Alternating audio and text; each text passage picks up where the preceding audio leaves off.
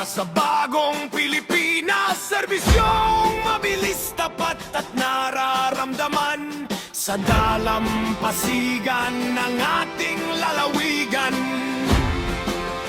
pulis ng dagat laging maasahan.